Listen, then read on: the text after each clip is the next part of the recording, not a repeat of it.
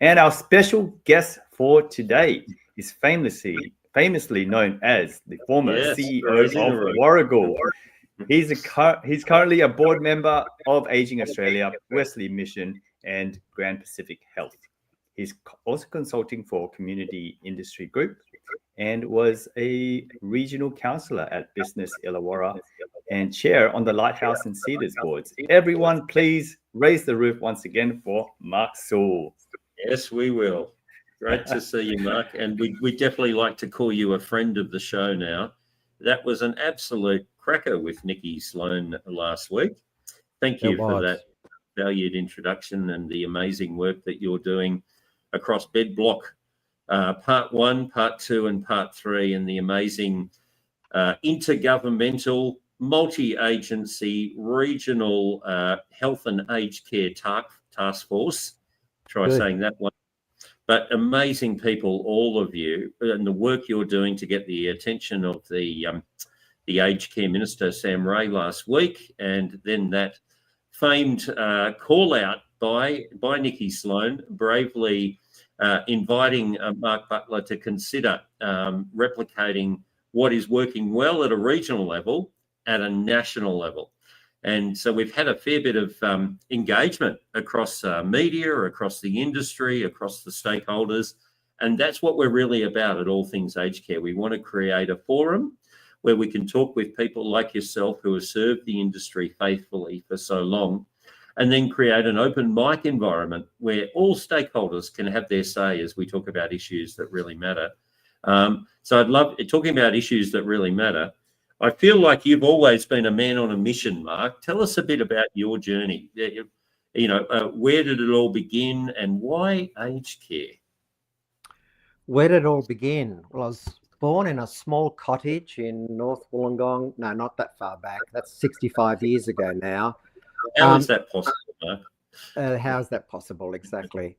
So I've been involved in aged care for about 25 years, both as a executive and CEO at Warragul, which is on the south coast of New South Wales, but also at the Peak Association, which was called AXA back then, and the Business Chamber and some other things. Before then, I worked for the New South Wales state government in disability services. Back then, most people with disabilities lived in large institutional settings or fifth schedule hospitals, and I was involved in the program that deinstitutionalised those people and helped them find community group homes across the community. So I was really, really delighted to be involved in that. And before that, I did about 8 years of child protection work for the Department of Community Services, now called DCJ, but back then called DOCS.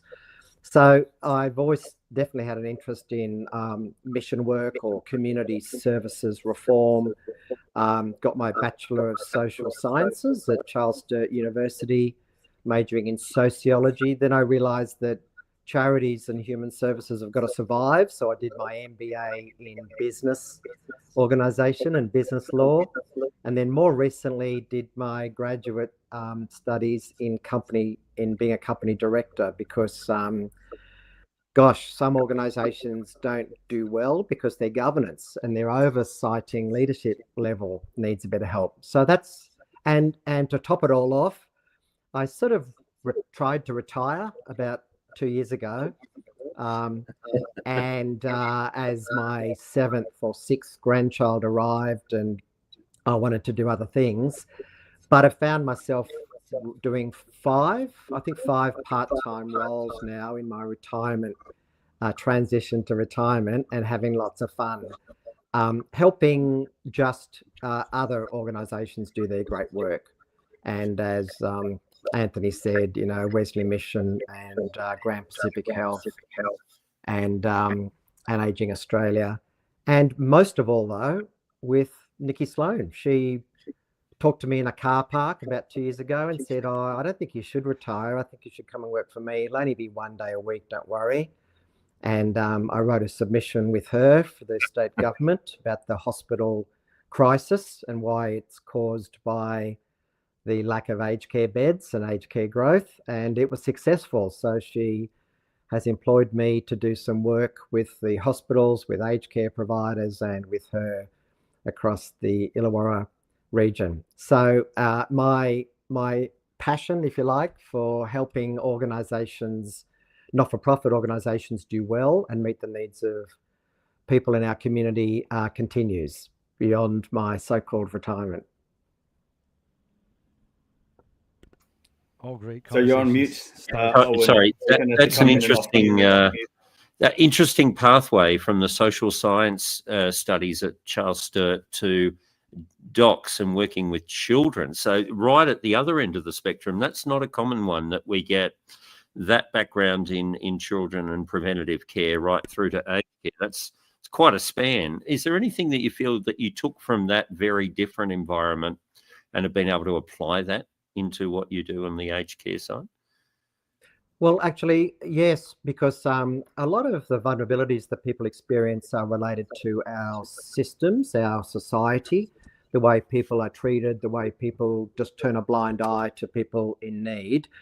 And so children at harm or experiencing harm often experience that, with people just not wanting to hear them, not wanting to hear their stories of harm or abuse. But in a child protection environment, adults take charge and take complete control and have to provide that protection.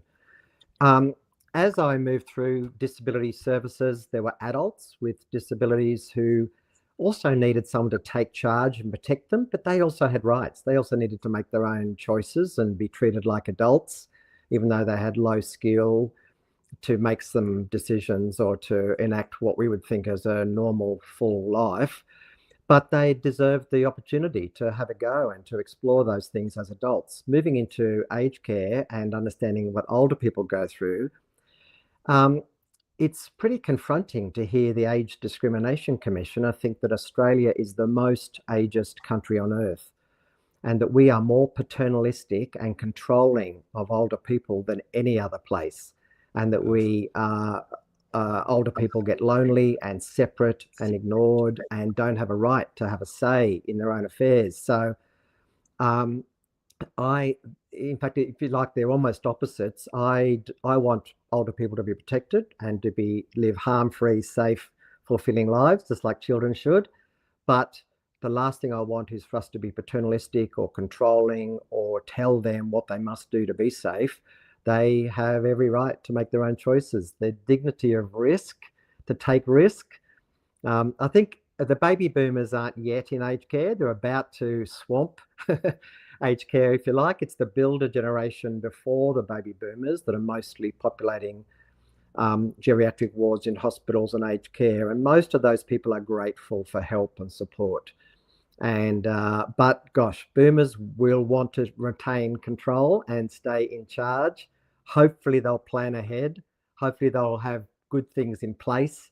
Hopefully they'll make wise decisions, but they'll express a lot of opinion and live diverse experiences as they get older, which is why solving the hospital crisis needs a range of different things, because older people are really different from each other. And I'm also, thank you for that. And we absolutely want to encourage that on our show, that boomers are having their say in that depth of wisdom that comes through experience. I'm also keen to pick up on the fact that you started in NDIS with that home care focus before home care was really an industry. Yeah, it's 40 years this year since the HAC program started, which is the Home and Community Care Program. And it's actually been the most successful part of the whole aged care system in Australia. It's not many, I've travelled around the world and looked at some other places, Japan, the UK and the USA, and they don't kind of have the early prevention type programs like Australia has. Our CHSP, or our Commonwealth Home Support Program, offers a lot of great help, early, low-level help for people as they start to age. And sometimes people need meals delivered, they might need community transport, they might need other things. And if they get those things, they can stay at home a lot longer than they would normally. And then, of course, the home care program was developed and home care packages, and that's being reformed even further now with a lot more levels and a lot more packages coming. But Australia can be very proud of having a very large preventative home care early intervention program because most builder generation, most people in their 80s now, and many people that would be over 100 now, as they got older, it was their children who moved in with them, or their children asked them to move in with them. It was often their daughters who left their jobs and cared for them full time at home. Was there weren't many retirement villages or aged care homes up until about 30 years ago or 40 years ago. So we have a very different society, and people are often on their own. Their children are all working. They don't have 5, 6 or 7 children like the builder generation. We only have 1 or 2, and they could be anywhere in the world. And a pretty individualistic society that says, well, if you're living on your own, you should look after yourself and get on with your own life. Don't expect us all to wrap around you in our little neighborhood and look after you.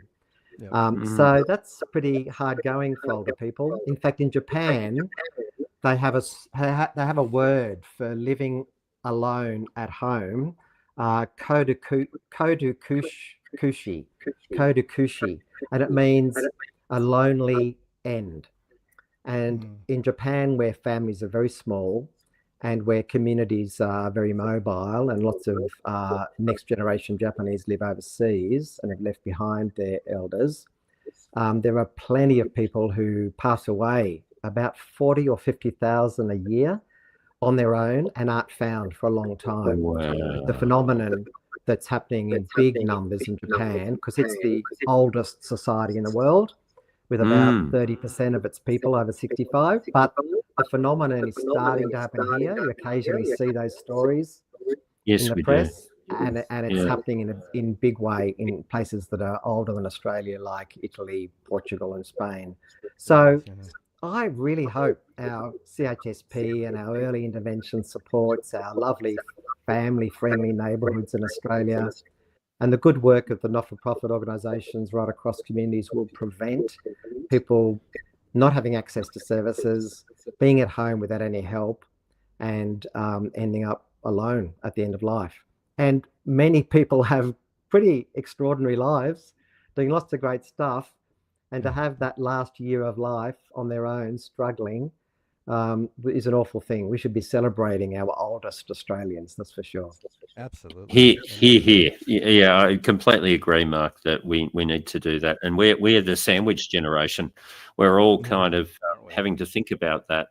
What do we do to honour and respect the parents that have provided so much for us, and to not just move on out of their lives and have it all one way? And obviously that travel has been quite, it sounds pivotal in terms of the way you look at the world, taking in those different cultural examples. Kodakushi, I think that's the word for I like that word. And that's been proactive in community. Is that what I understand it to be? Well, no, it's about living a very lonely existence at the end of your life. So avoid Kodakushi. We don't Exactly. want no deal.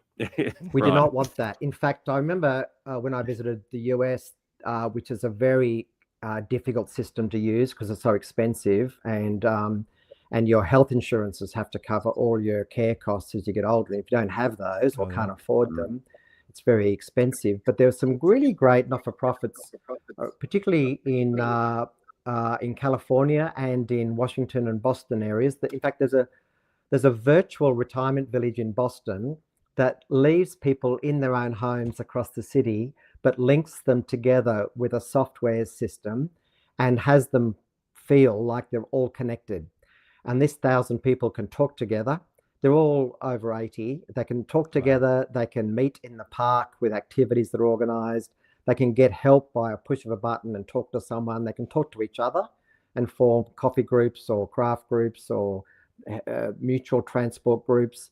And almost all of them talk about no longer having the normal neighbourhood supports and no longer having family supports, but they've linked up together. And this is the Beacon Hill group in Boston. And those kind of examples are inspiring. And I think there's a couple in Australia in different places, but that shows you the resilience of older people all getting together to solve their own problems like they have most of their lives. We, though, we can enable that. We can help older people work out what they want and see if we can provide the services with them and for them. Absolutely. And I think on that topic too, Mark, I mean, we have our own challenges here with the cost of living and how expensive that and what it changes families. And there's a group I'm working with in Lakemba who are a focused Islamic and Muslim cultural provider. And I think to that culture, mainly the families would look after each other. But with now both the parents now working and carrying two jobs, it does create a new dynamic, and that's it's a cultural phenomenon that's different here in Australia than it is in some of these other countries. So even though it's amazing to look at how these models work around, there is always going to be a nuance for us, and I guess where this is going, and I think what I'm very keen to explore more with you in the task force you're on is how do we address this bed blockage issue that Nikki and you are so passionate about, because it's not one magic bullet. It's many different aspects of really connecting the acute sector with what is happening in our sector, in our world, and then really building a nice bridge of both trust, information, data, but also like these working models that we're in discussions about to help really solve for some of the challenges that are impacting that. So maybe you can share a little bit about that. What is the magic bullet? Where do we start first? What do you think? I wish, Robert, you're so right in all you say. I wish there was a magic bullet. In fact, people often say I avoid blaming people, and I like to get people together, but actually I feel at times like blaming everyone. I blame the Federal Department of Health for not planning ahead and seeing that there's a massive population of older people coming, and that they should have been counting the numbers of home care packages and aged care beds in every region in Australia and making sure that they get delivered. I feel like I should blame the hospital system for thinking that older people are not their citizens, and and they've done really nothing to develop specialist geriatric places where people can stay for quite a while, maybe 3 or 4 months, as they rehabilitate and get ready to either return home or go to aged care. I feel like I should blame the primary health network, because the GPs of Australia have really stopped home visiting and have stopped engaging with older people. They often consider the older person has left their client list when they're in hospital for a couple of months, and then they won't visit aged care homes necessarily to keep that service going. I feel like I should blame older people themselves, because hardly any of them are planned ahead. Hardly any of them have wills in place and advanced care directives. Hardly any of them want to modify their homes to make them age friendly as they get older. So you can see that rather than blame no one, I feel like it's best to blame everyone, and see that the problem's only solved if everyone does their part. There are about 6 particular recommendations that we're lobbying pretty hard for, and I'll quickly run through them. We do think the federal government should invest about $1 billion a year, like the Royal Commission recommended, in aged care homes. They could either be grants to build beds in places like the Illawarra where there's a massive shortage, or loans to get buildings up and running and paid back later. And these should either be residential care homes and retirement villages together, ideally. The second thing is, I think aged care in Australia has to be considered an essential infrastructure. I think the South Australian government has just decided to call it essential infrastructure, which means that they no longer have to go through the local council to get land rezoning and land approvals and building approvals. They go straight to the state government. And we see that when someone wants to put up a hospital or a school or something really important, they get that kind of fast track pathway. Well, aged care now needs that, because without good aged care, the hospital system collapses. I think in the meantime, the third thing is that hospital departments or health departments in each state needs to develop specialist aged care places. We could call them interim care locations for older people to stay, to be rehabilitated. Illawarra is considering one. I know that other states are thinking about building them or opening them, because we're not going to be building enough aged care beds to meet the need now. It's going to take years. So the health departments need to accommodate people safely and comfortably in specific aged care expertise locations for at least the next 5 years, I would have thought. The fourth thing is that home care packages need to be expanded. They're going to be expanded shortly, but they need to be expanded more. There's about 80,000 coming in the next 12 months. There needs to be 200,000 to meet the need. And people getting good home care packages at home means they're less likely, or they're going to go to hospital later by maybe 2 years or 18 months. And they also might, in fact, avoid residential aged care. They go to hospital, but they have a shorter stay and get back home. That big influx needs to happen pretty quickly.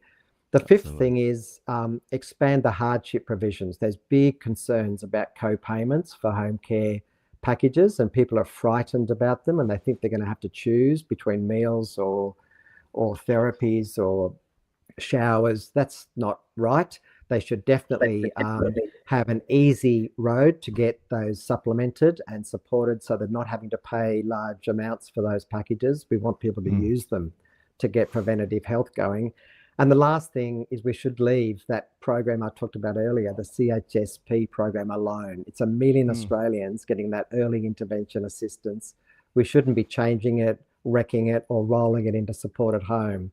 So there's 6 simple things that, as you can see, lots of people need to do at all levels.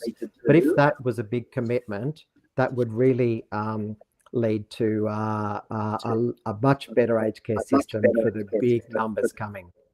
And there's so many dimensions behind those 6 now. I'm just thinking of them, like, just about, let's look at residential. I mean, with the RADs in that capital not coming in the way it used to, and consumers taking more DAPs, and that already starts to put a shaky foundation on the forward-looking capital investments to build this infrastructure. When you're worried about liquidity ratios and all of that, so I mean, you just keep going, and then even with the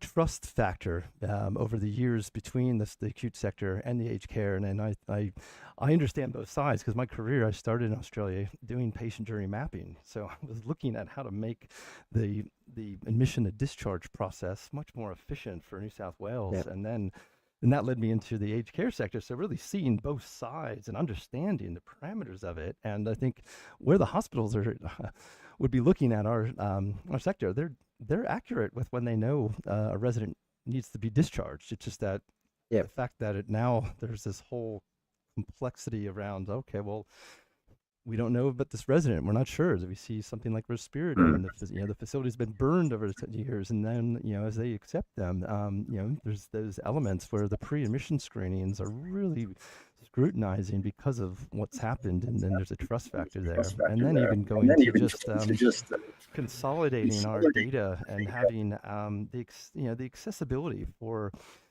even government to say, or the hospitals to say, what is available out there in the aged care residential side. But also, I think I was speaking to the CEO of IntelliCare last night, and he was sharing Daniel Pillman, who's used to be actually head of strategy for Opal too. But we were also chatting through the fact that there's probably a large portion, if these patients are ready to be discharged back to a community. This is where also support at home can come in. We can utilize these other affordable accommodation models like group homes, and even where the retirement living and these other aspects are coming to. So it can take on different forms and shapes, but it is so multidimensional. There's so many shades of gray behind each of these issues when looking at it on both sides of that. But it is, I agree with you 100%. But then I look at coming here from, the States in Chicago in 2005, and I know, the system over there is not.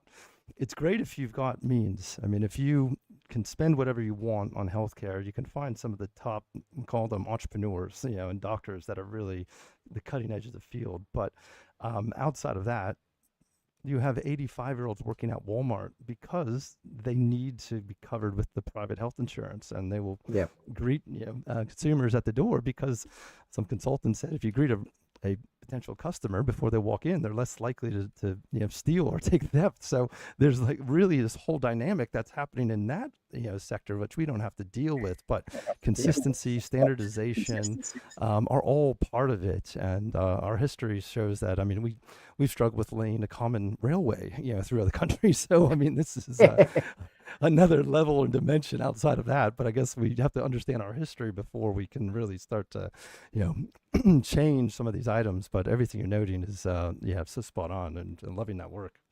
We have a great. I want to pick up on. Sorry, Mark. Over to you.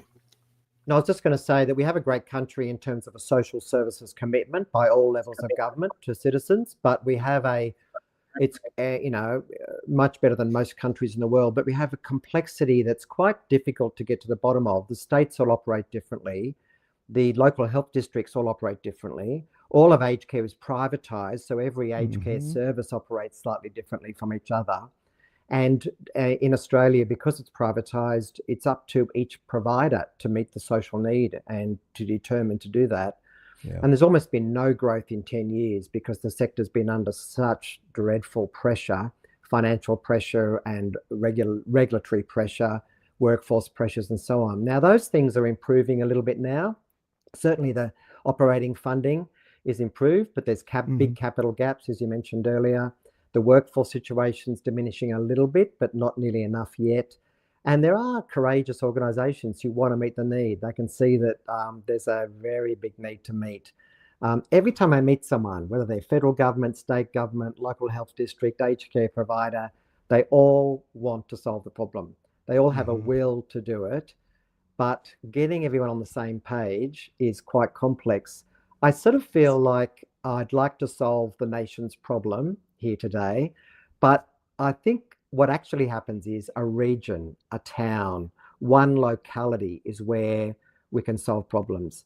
And that's where older people live. They don't really care. If they live in Wollongong, they don't really care what's happening in Darwin or Perth. What they want in Wollongong is a hospital that's working, some aged care choices, some home care packages, some GPs that will see them, and they'll be right. And I think we need regional solutions. So I'm quite committed to regional task forces and regional collaborations. I'm quite committed to the CEOs of local health districts being involved because they will get to know personally the aged care providers. They'll get to know personally some of the people stuck in their hospital. They'll get to know the numbers of home care packages, and they can see people at home needing home modifications or a home carer. So I think it's a big task region by region, but I would hate for us to have a discussion at the national level and never get to the regional level. I just think we might as well start region by region and see what the relationships that already exist could do. Mark, we're getting to that point of the show where we add people for backstage, but I just want to say you have brought a big posse, crew with you. We've had an outpouring of love, and Jesus, you've got a really strong fan base. So everything that you're doing, huge. And Owen as well. We've got listeners chiming in on Owen. Go, Owen. I'm feeling a bit of love there. I'll raise the roof. First up to the stage is Paul Sadler. And so we're going to rotate through probably between 4 and 5 minutes each because there are people who's trying to jump on backstage, but because we're full backstage, they aren't able to get in. I'm getting notifications that they're not able to get in. So if we can keep it to 4 to 5 minutes, they'll have their question or comment to ask, and then I may have to unceremoniously yank you off. I'm sure I could have phrased that better, but let's go with Paul Sadler first. Hey, Paul. Hey, Paul. Let's raise the roof for Paul Sadler, a friend of the show. We love you, Paul. Friend of the show. Great to see you. Thank you.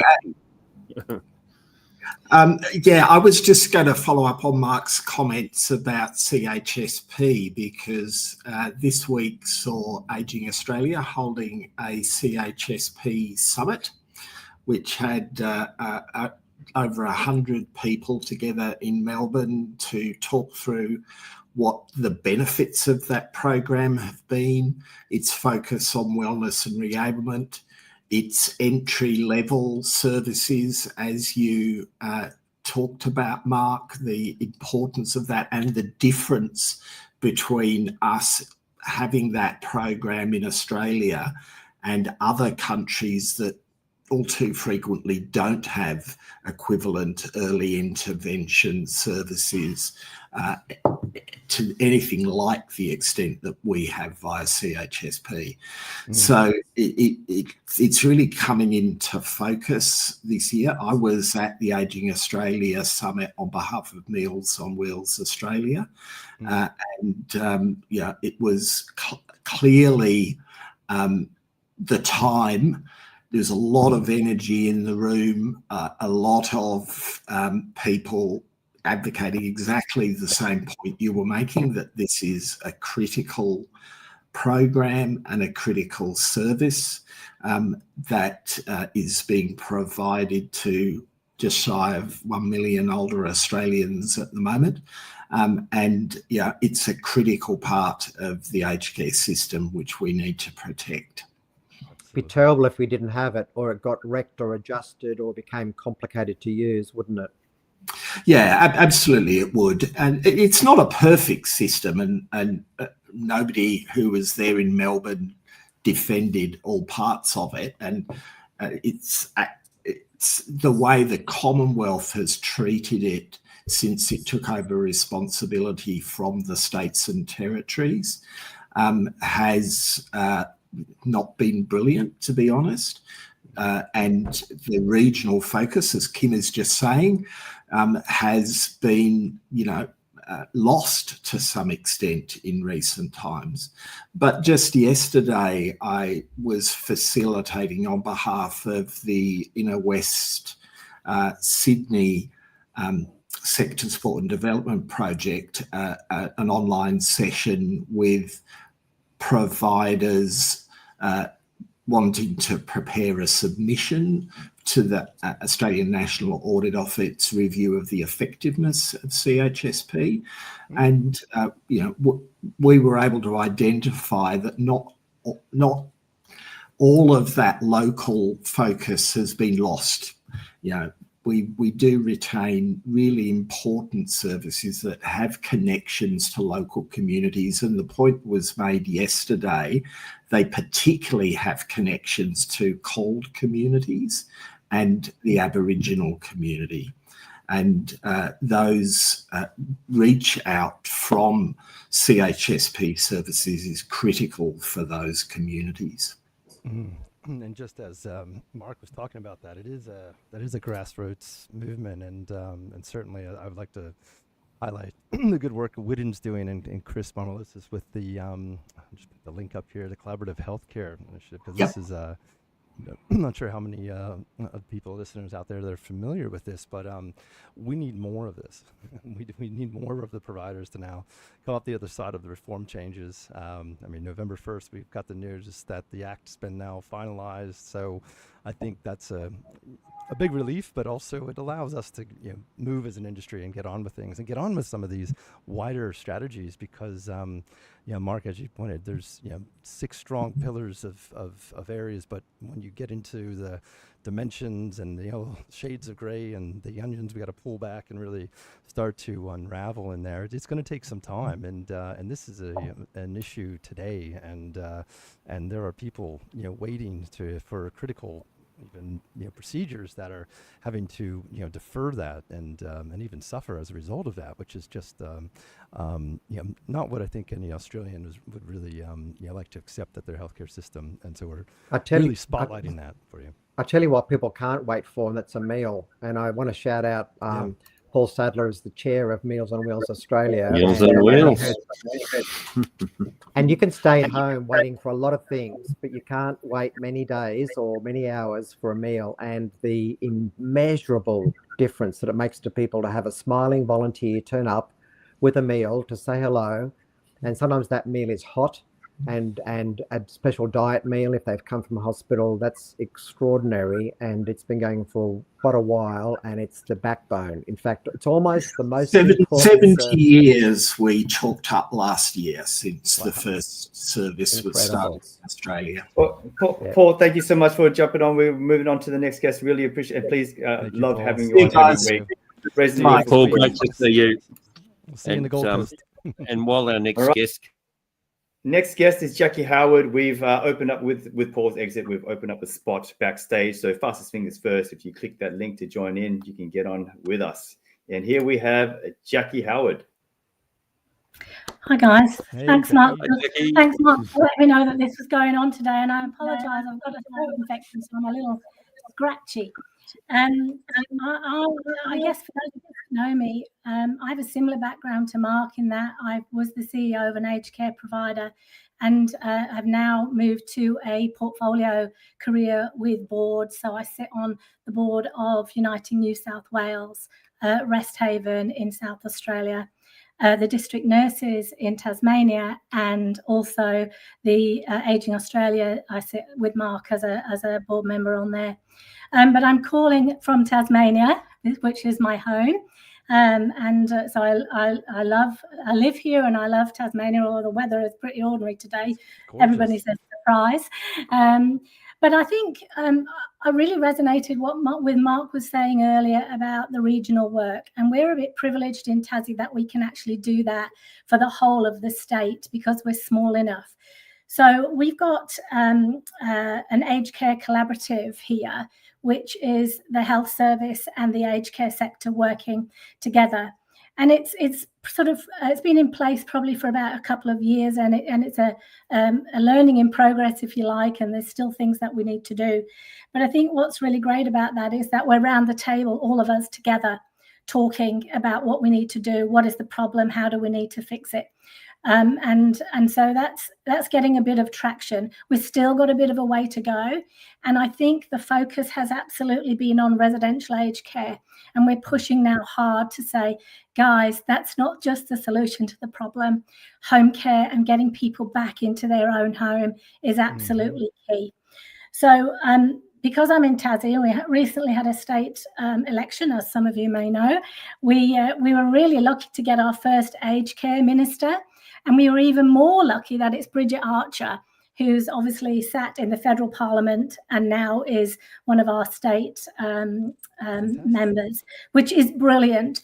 So through Ageing Australia, we're actually organising a meeting with Bridget so that we can actually talk about the matters that are really important. So, it's a bit like Mark said earlier, it's that, how do we influence federally? How do we influence from a state level? And how do we all work together to actually make this happen? So I think it is partly, removing that blame game.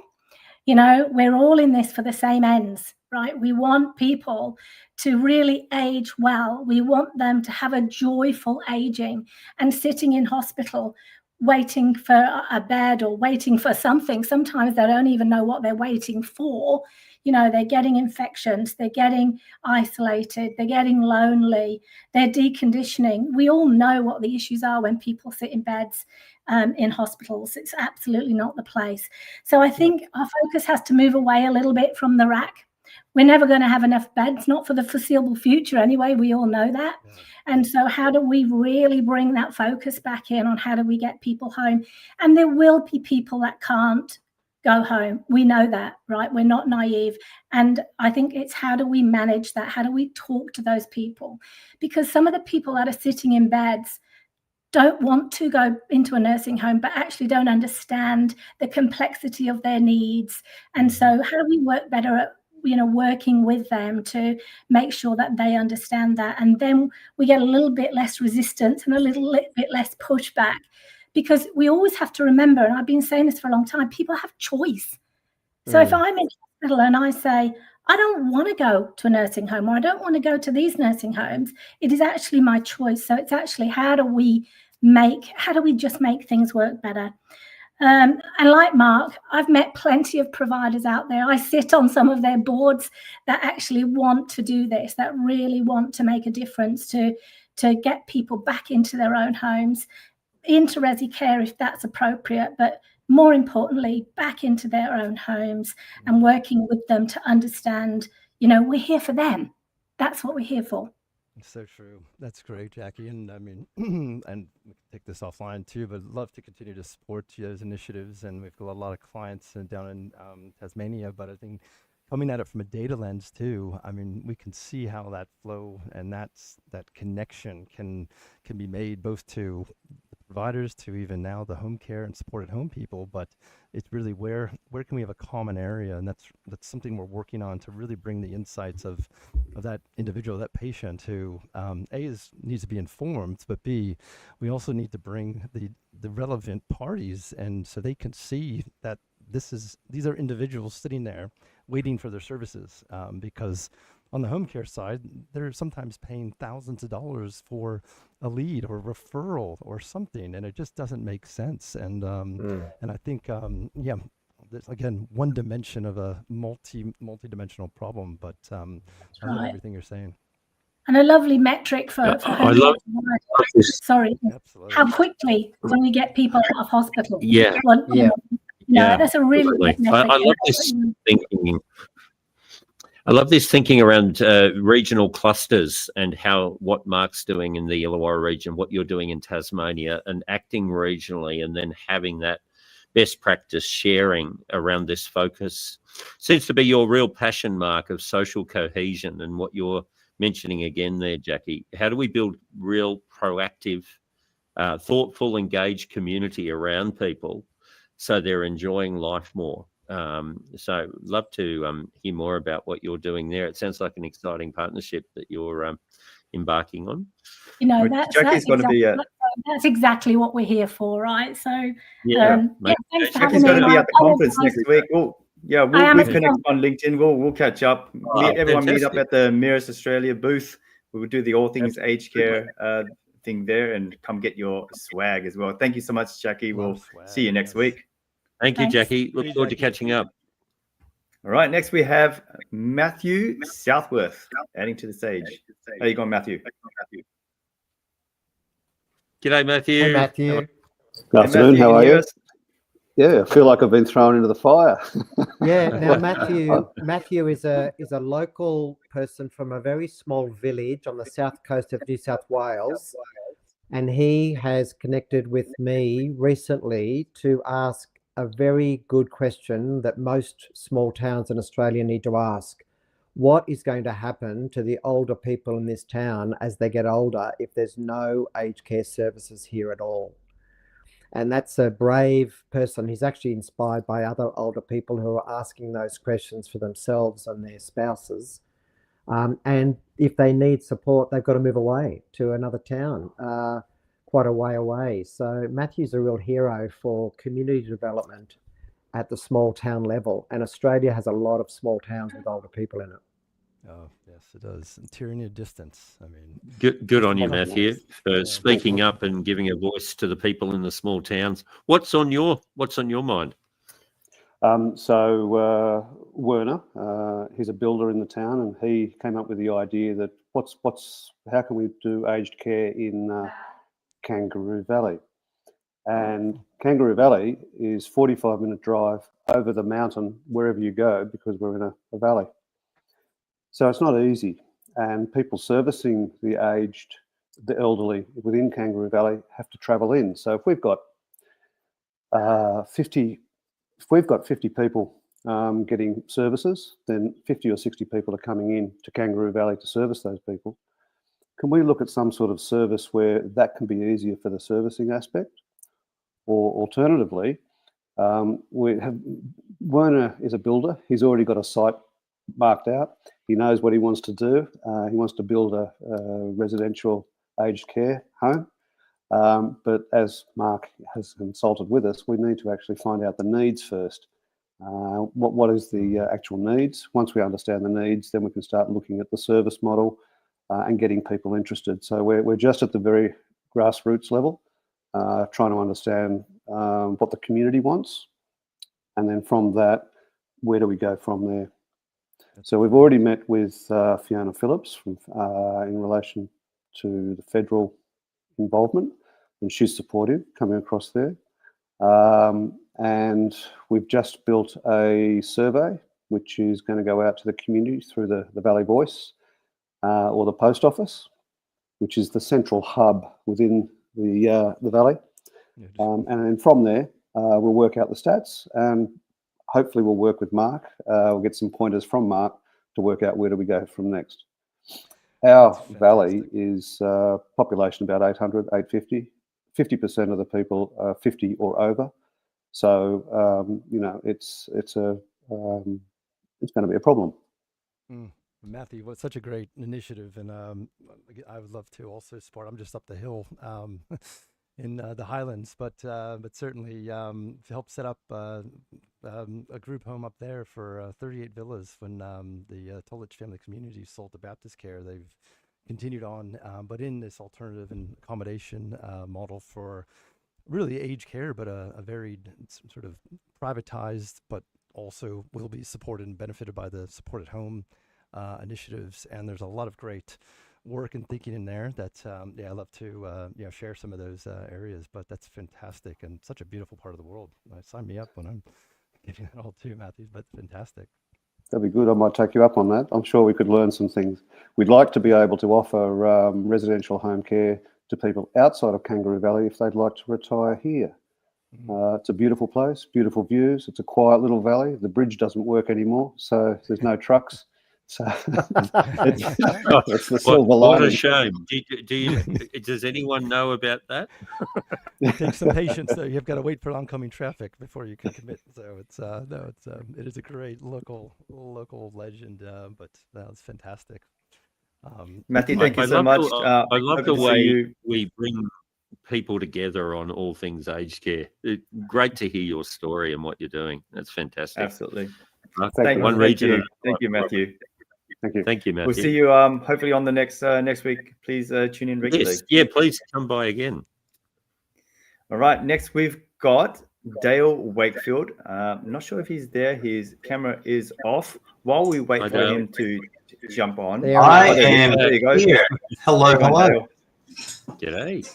Yeah. Thanks. I just finished driving and I've just pulled into my office. So I have been listening the whole way and been really appreciating all the conversations. So nice to see you again, Mark, and hi to everyone else. Great to see you again, Dale. And just for everyone's sake, Dale runs an incredible organisation called Sea Change Professionals and provides allied health services to people all across the community. And he's had some amazing experiences in Canada, understanding the health and hospital and aged care system there. And he's an innovator. Every time I meet with him, he tells me some wild idea that may just work, and he can see the gap in most systems. And he's a brilliant innovator. So it's great to have Dale on this show too. We love our ideas, people. Tell us more, Dale. What have you learned? What top of mind do you use? Well, I guess I'll start off just by saying, like, I'm a registered nurse by background with a lot of community experience in Canada and Australia. The part of the service or part of the sector that I work in is usually preventative, right? So I love home care packages. I like keeping people at home long term. I like to look at innovative ways to do that. And I've got a bit of a saying that those that think they are too small to make to think they can make a difference have never tried to sleep with a mosquito in the room. So I really do agree with Mark around local solutions, and over the next few months, trying to really innovate and create things locally is where it needs to be. Sometimes you look at all of the things that Mark has described and all the angles and the things that need to change, and it can seem like such a big mountain to climb. We really only need to start by chipping away on a few little things to make a few small percentages of differences and start a bit of a cascade. Or be the fuse on a firecracker. So like that. One of the things that we've done over the last year or two is try to offer in our service areas same-day assessment services for low cost. So for half of our usual service price, if someone's had a fall, if someone needs to be seen by an allied health professional, physio, OT, whatever that might be, we'll try and get there usually same day to prevent a hospitalisation. Bed block's a big issue. I look at that as like the bucket's full. But how can we actually stop pouring water into that bucket? And if we can every week stop 1 or 2 seniors from our area going to hospital, that's a huge win for us. And that's what our allied health professional staff love to do, keep people at home safe as long as possible. That's so true. And you're so right. The bucket is full, but we're just band-aiding the backside of that and finding another bucket to pour it into, but we have to fix the other side and everything in between. So that's another great example of a dimension that we started this discussion around. I'd be keen to hear more of some of those ideas, Dale. Given your background and, I'm sure you would have gone through a lot of the original training where you would have worked for your degree in RN of working in community hospitals and maybe tell a little bit about that and how it led you to this passion today. I really like seeing the joy that people get from staying at home longer than they think they can stay there for. I've worked in residential care, home care, acute care. I started my acute care career as an emergency department nurse. So, some might think that, being in aged care is the furthest place from that at the moment. But the number of seniors that I'd see, even as a young RN, that would sit in hospital hallways for days and then stay months in hospital. So my passion is really trying to turn them away. And I've had experience of working from the community side, embedded within hospital programs, trying to keep people away, but also from working within the hospital and trying to get people back again. So I think I really understand the disconnect that can happen, as well as the isolation of the professional. So a lot of people in the acute sector, born and raised, their careers within that sector, they don't really know how someone can function. And we've probably all seen it quite a bit. We say, there's no way that person can get home. Well, actually they can. You don't know how resilient some of our seniors are, how they have functioned at that level, sometimes for years. And although you might not have seen that because you haven't had a community experience. So I guess I'm really interested in the next few months, locally at least, in connecting more and figuring out how we can communicate with our acute care partners what is a baseline level of function for someone that is in our community. Because we know them, right? All these community people, whether it's a home care organisation or an allied health organisation, we know how they function. We know what it takes to get them home again. But a lot of that gets forgotten the minute they arrive at a hospital in an ambulance or the minute they're on a stretcher in the ER. And so if we can turn a small percentage or a few of them away or get them back supported, even with a small increase in services for that, then, maybe we can stop putting water into that bucket. And the tragedy, Dale, is our research shows that nearly 80%, I think 78% of people who end up bed blocked in hospital, staying several months stuck in a bed, were reached out of their home by an ambulance, went to ED, and they might have left a cup of tea on the table and the hose running in the garden, and they never expected to go anywhere, and they'll never, ever go home again. That was the last moment they spent at home. And that's most of the people in bed block who end up in residential care in the Illawarra area. And it's a big tragedy. If everyone stood around and particularly had an advocate for the person saying, no, they're going to go home. I know it's difficult. I know they're unsteady. I know the back steps are unsafe. I know they can't cook now because the gas stove stays on, but we're going to bundle up all these different things and get them home regardless. Now, that takes a bit of courage, and the hospital probably can't approve it, but sometimes you just got to do what you got to do to give people that choice to go home, don't you? Yeah, no, you sum that up perfectly. Dale, I love this focus on building resilience, and I also loved that we talked about the STARS program last week with Tanya Southworth. Mark, is Dale working closely with that team as well? It's amazing some of the outcomes there. Yeah, no, it's not yet. In fact, we do come across. We need not to yet. Not yet. That's what we do here. That's how we roll at All Things Aged Care. We're not just about talking. We're about actioning. As Nikki would say, you get a task list and you move through it. But Tanya Southworth, talk more about the team, Mark, because you've had some amazing outcomes. 20 volunteers, people being moved on from their beds within 14 days. That's now at 65% or so. Yeah, is Anthony, is Tanya in the back room there? Because she might even come on and... Yeah, I was wondering if Tanya could join us, Anthony. Is that possible? Yeah, no, she's not backstage. Tanya, if you're listening, click that link. Tanya, come back. Backstage and we'll add you on. This is your moment right now, Tanya. We're just expanding the program to Shoalhaven Hospital because they've got such big demand. 25% of the beds in Shoalhaven Hospital are used by people should have been discharged over a month ago. And so we're going to expand the program there. And I tell you what, talking to people, finding out their story, meeting their kids, hearing about what their home is like, hearing about where they would like to go if they had to go into 24/7 care, is really life-changing. And the hospital CEO, Margot Mains, has heard these stories and is learning a lot about what it's like for people to be stuck in hospital in her hospitals. And this is beyond the data. This is the real life experience and stories of people who are experiencing this. And as Dale rightly said, the hospital has a lens looking at the person as a clinical need set. But the solution often is the neighbours and the nephews and all the other people in the community who could assist the person get back home but aren't even on any radar. So it's fascinating to hear these people's stories. So Tanya is actually backstage. So thank you, Dale. Raise the roof for Dale. Thanks for joining us. Hope to see you more Thanks, often. Dale. We will raise the roof for you. Love your passion for what you do, and come back. Sure. And we are adding who I believe is Tanya. And here she is. Just like that.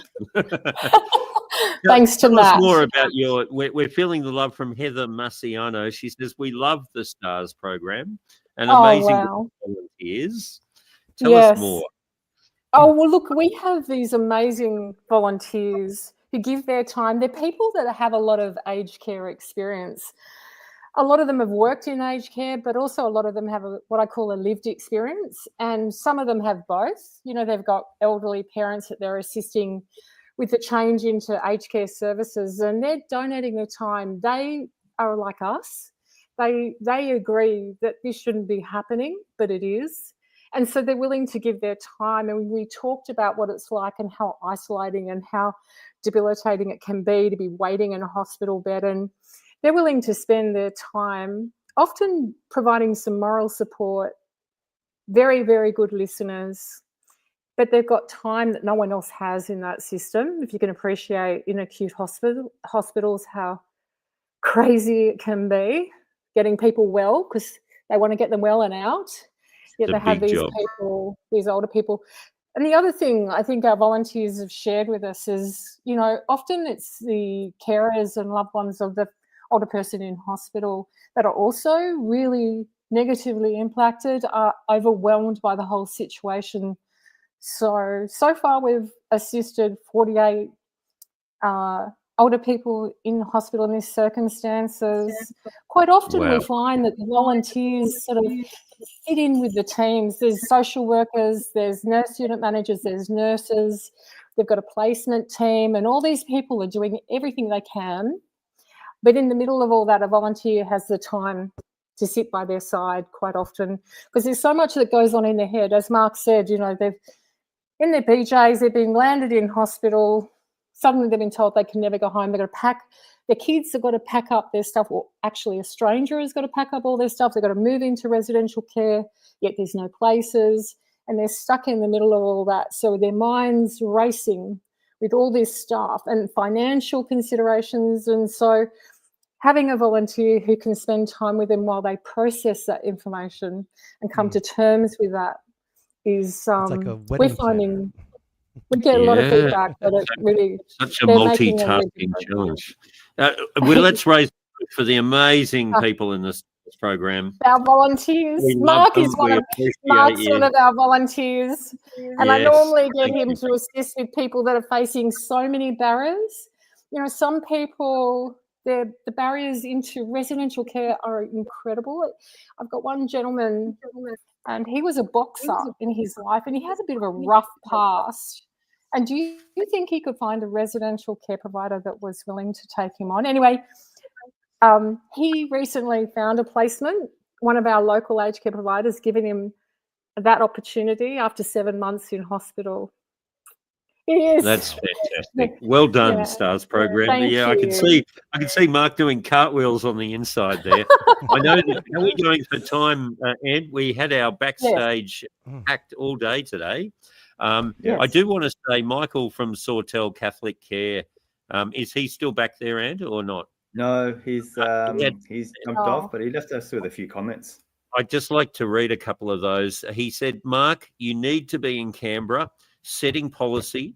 No one there understands the system and the levers needed to make it work and flow properly. We need to incentivise aged care related constructions, especially, just like you were saying, including retirement living and social and affordable housing. So we definitely want to give Michael his voice. There's some great points there. And Mark, we do want to see you in Canberra. Yeah. You know, Yeah. the thing about retiring, Mark, I think there's another 5 years away. I think if Mark, if you got some closing points, we're coming to the end of the show. Mark, give us some closing thoughts. Yes. Yeah, well, Australia has a fundamentally good aged care and healthcare system, but it's broken at the moment because it's seriously undersupplied. We're all getting older, some of us getting older much faster than the rest of you, but we can all do our part. There has to be stuff done at the state, federal, local, primary health, tertiary health and home care levels. And if everyone just does those pieces, those parts, if we lift, we're going to be ready. It's going to take a while, quite a few years of concerted effort, but there's some really great people, as you've seen today, working on this, and I think it's going to come together. So I feel quietly hopeful that older people in Australia can feel a bit more confident that over the next few years we're going to see some improvements, particularly as each regional level comes together. Yeah, How's I think that, what you're Mark? saying is all for one and one for all. I think Owen Yes, likes that. here we go. We are the three musketeers of aged care. Ant, Rob, and I, all for one and one for all. We'll practice making that. We'll aged care better together. You should practice that. Let's. Thanks so keep much, working on guys. that. It's raising the roof for everyone. Yes, Thank you so much. everyone, raise You the guys roof for this Mark week. Sewell. What a Next week. legend.